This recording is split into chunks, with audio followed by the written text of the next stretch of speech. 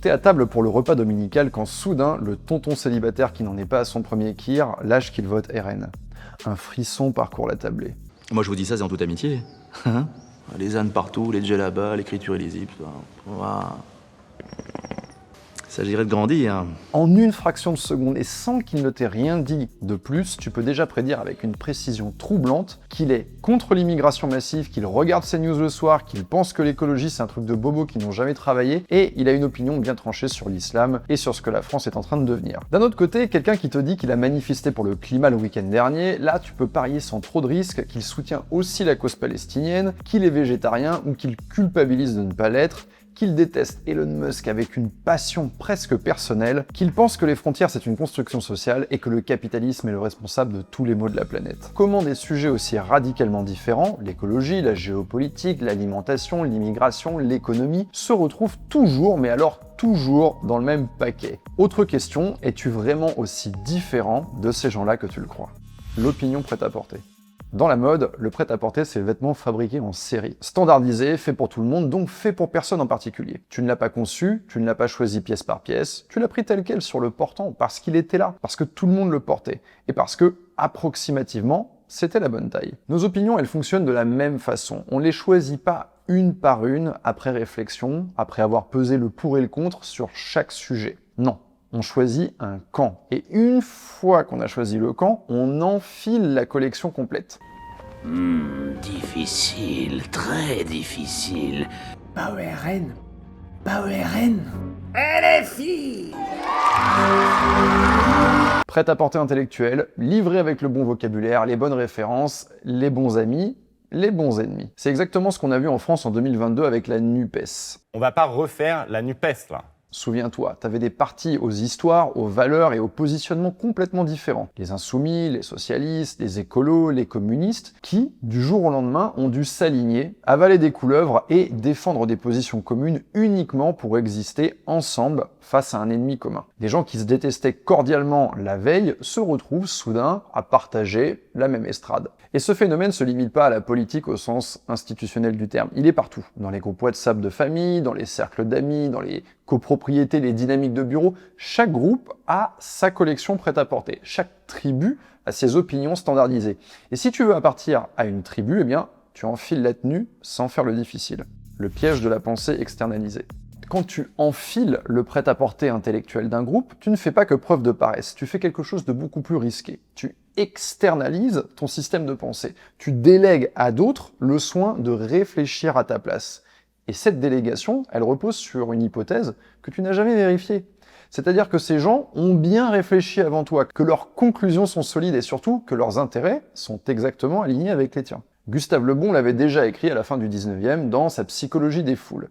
Quand un individu s'intègre dans un groupe, il abandonne une partie de sa capacité de jugement individuel au profit de la logique collective. C'est pas de la faiblesse morale, c'est un mécanisme psychologique documenté, universel et qui s'applique à tout le monde sans exception. Le problème, c'est que le groupe qui t'a fourni tes opinions a ses propres intérêts, ses propres angles morts, ses propres biais. Et ces intérêts sont pas forcément les tiens.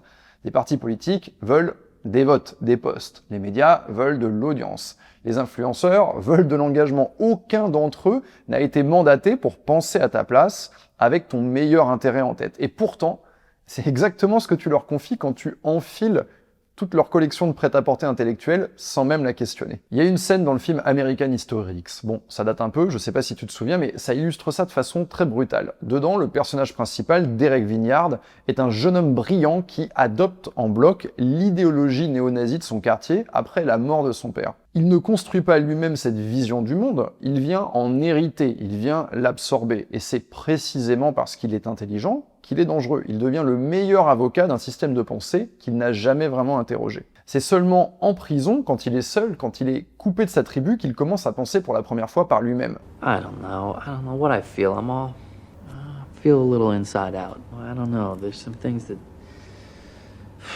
don't fit. Look, Derek, you are too damn smart to be floating around here pretending you don't see all the holes in this bullshit. Évidemment, ton cas n'a rien à voir avec celui d'un néo-nazi, mais le mécanisme est exactement le même. Tu peux être de gauche, tu peux être de droite, tu peux être écolo, libéral. Le mécanisme de l'adoption aveugle d'un système de pensée ne va pas changer selon l'étiquette qui est collée dessus. l'identité par l'ennemi.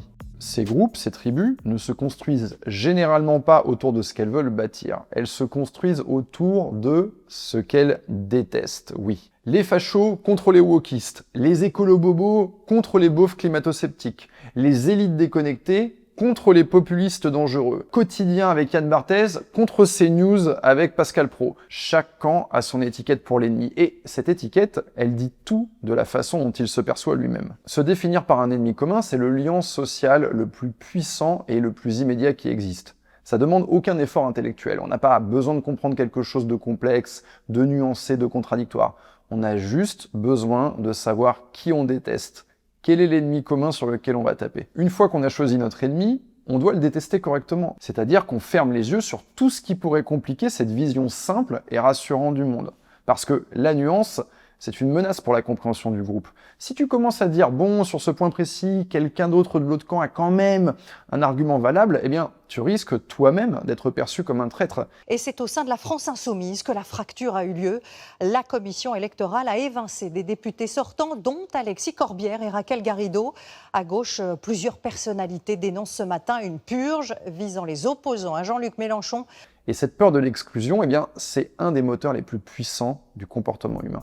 Ce que ça fait à ton cerveau. À force de penser en bloc, en camp, en étiquette, tu perds quelque chose. Tu perds ta capacité à faire des distinctions fines. Tu vas devenir ce qu'on pourrait appeler un penseur à l'emporte-pièce. Une personne rencontrée est immédiatement classée dans une case. Une idée entendue est immédiatement validée ou rejetée, non pas selon son contenu, mais selon la case d'où elle vient. Et si c'est l'ennemi qui le dit, c'est forcément faux ou mal intentionné. Si c'est mon propre camp qui le dit, c'est forcément juste. Hannah Arendt, une philosophe allemande du XXe siècle, avait un concept pour décrire quelque chose de similaire. Elle appelait ça l'absence de pensée. Attention, pas la stupidité, l'absence de pensée. C'est-à-dire cette capacité qu'on a, nous, les humains, même les plus éduqués, à cesser d'examiner ce qu'on fait à partir du moment où on s'inscrit dans un collectif qui pense à notre place. C'est hyper intéressant parce que Hannah Arendt, elle a étudié le nazisme et ce qui a permis au nazisme d'exister à si grande échelle. Et ça ne doit pas te surprendre que dans ce que je te présente là dans cette vidéo, tu retrouves des façons de penser ou des mécanismes qui ont été à l'œuvre tout au long de l'histoire. Et le résultat, c'est des jugements automatiques, des réflexes conditionnés, qui ressemblent à de la pensée mais qui n'en sont pas. Dans ta vie quotidienne, ça se traduit par des choses très précises. Tu es incapable d'avoir une vraie conversation avec quelqu'un qui ne pense pas comme toi. Non pas parce que vous êtes irréconciliable, mais parce que tu n'as jamais appris à séparer l'idée de la personne qui la porte. Tu catalogues trop vite quelqu'un dont tu aurais pu apprendre quelque chose. Tu te retrouves entouré uniquement de gens qui te ressemblent. C'est très confortable, je sais, mais intellectuellement, eh bien, c'est stérile. Et à plus long terme, tu deviens prévisible. Et quelqu'un qui est prévisible n'est jamais intéressant. Ce que cela dit de toi. Il y a une phrase de Chris Williamson, un podcasteur britannique, qui résume tout ça de façon chirurgicale. If I know one of your views, and from it I can accurately predict everything else that you believe, then you're not a serious thinker. It seems likely that you haven't arrived at all of those beliefs on your own. Rather, you just unquestioningly adopted an entire suite of beliefs from some group. Quelqu'un qui pense vraiment par lui-même peut se permettre de dire « tu as raison sur ce point » sans pour autant se sentir trahi. Quelqu'un qui porte du prêt-à-porter ne peut pas, parce que concéder un point, eh bien, c'est menacer l'ensemble de l'édifice. Et crois-moi, parfois, l'édifice est fragile. Comment s'en sortir ? Bon, je vais pas te demander de devenir un provocateur, de prendre des positions extrêmes juste pour faire l'original. Ce serait de tomber dans un autre piège, c'est-à-dire se confectionner une sorte de prêt-à-porter de la rébellion en croyant avoir trouvé ton indépendance. Ce que je te propose, c'est quelque chose de simple, mais difficile à tenir dans la durée. La prochaine fois que tu vas exprimer une opinion, sur la politique, sur l'actu, sur n'importe quel sujet, en fait, pose-toi une seule question avant d'ouvrir la bouche. Est-ce que je l'ai vraiment choisi ? Ou bien, est-ce que je l'ai hérité ? Est-ce que j'ai déjà réfléchi à ça ? Ou bien est-ce que je répète ce que les gens autour de moi pensent depuis que j'ai 15 ans ? Si tu réalises que tu n'as jamais vraiment creusé le sujet, autorise-toi, juste autorise-toi à dire « je ne sais pas ».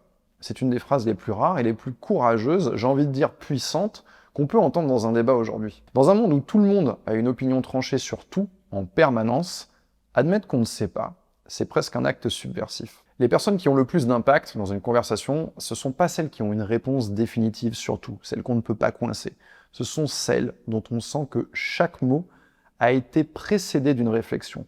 Chaque mot a été choisi. Et cette qualité-là, elle est magnétique, elle est rare. Et elle est accessible en réalité à tout le monde. À condition d'avoir le courage de penser par toi-même. Même quand c'est inconfortable, même quand ça te met en décalage avec ton groupe. Parce qu'au fond, la vraie indépendance d'esprit, ça n'est pas de ne jamais appartenir à rien. C'est de savoir exactement pourquoi tu appartiens à ce que tu as choisi. Voilà, on arrive à la fin de cette vidéo. Tu sais ce qu'il te reste à faire, lâche un pouce vers le haut, regarde les commentaires parce que très souvent des gens intéressants vont s'y exprimer. Vous êtes très nombreux à regarder cette chaîne, ça me fait extrêmement plaisir et si vous voulez l'aider, la soutenir, il y a une seule chose à faire, commenter, s'abonner et partager cette vidéo. C'était Yann et je te dis à la semaine prochaine.